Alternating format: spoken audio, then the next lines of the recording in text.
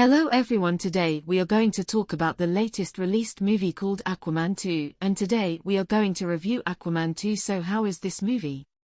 We will talk about its plus points and minus points. If we talk about the director, then James Wan, who directed the first part. He also directed the second part. One really liked the CGI, and we are fans of VFX, so how can we not go to a VFX movie? If we talk about the comparison between the first part and the second part, I really liked the second part because its villain Black Manta has become more powerful than before. In fact, now he has got the powers of Black Kraken. He also had a trident which was lost and frozen centuries ago after moving away from the Seventh Kingdom, but Aquaman finds Black Manta in the desire to defeat Arthur Carey, after which there is a great fight in the story. Meanwhile, we can also see Orm, who is Arthur Carey's younger brother. Both of them are sons of Ocean Master. Arthur Carey is the elder brother of Aquaman and the younger brother of Orm. At first, Orm used to be the king of Atlantis, but when he talked about destroying the earth and killing all the humans, Arthur Carey,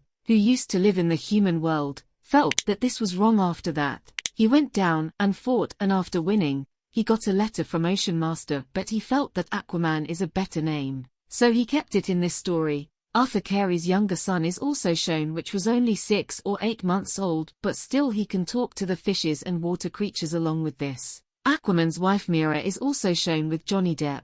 There was an old case going on, but if you keep the case aside, I like their acting in Aquaman. Along with this, a new object is shown in the story, which is called Ori Kalim. It is such a powerful weapon with which a lot of energy can be taken. The world can be almost changed. Global warming can be brought. For example, we can see uranium in Marvel, we can see vibranium, we can see adamantium. So in the same way, Aquaman is in the DC universe. This is another weapon which has the power to change the world. Basically, Ori Kalim was used in ancient times between the 7 Atlantis countries so that there could be more development, so that the people here could get a better life. But after a lot of use, I came to know that this Ori Kalim is harmful for water and the earth. That's why it is hidden in the vaults. But Black Manta, whose power was already known through Black Powers, and now Black Powers only tells him that you have to steal Ori Kalim and make me more powerful and bring me to this earth. So the whole story revolves around this. In the first part of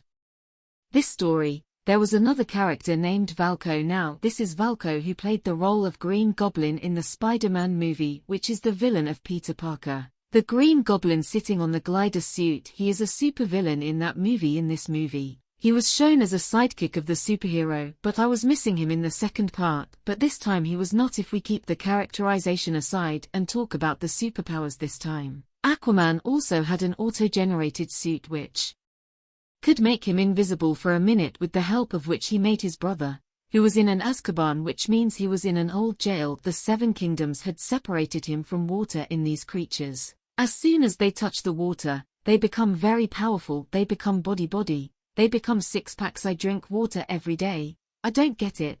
I'm just joking, but still, when Arthur needs his brother, Orm, he takes him out of the desert and brings him back to his world, and with this, the beautiful world of water, which, every time you see it, you get mesmerized. So these were some plus points. Now let's talk about some negative points. From the beginning to the end, the villain was shown to be very powerful, and I personally felt that the end battle between a superhero and a supervillain would be very tough. The world would shake in it, but that did not happen. Arthur Carey just threw his spear once and died, and he got buried there. I thought there would be more fights between them, but it did not happen anyway. The second point that I personally felt a little less weak in this movie, that was to use its CGI better. Now, like its first part, when Arthur Carey goes into the water for the first time, he sees the creatures. He feels the civilization, how people come here, eat and drink. So these points were felt a little less this time compared to the first movie. On a grand scale, it was slightly less shown, so I thought that more could be done in this, but that did not happen. But yes,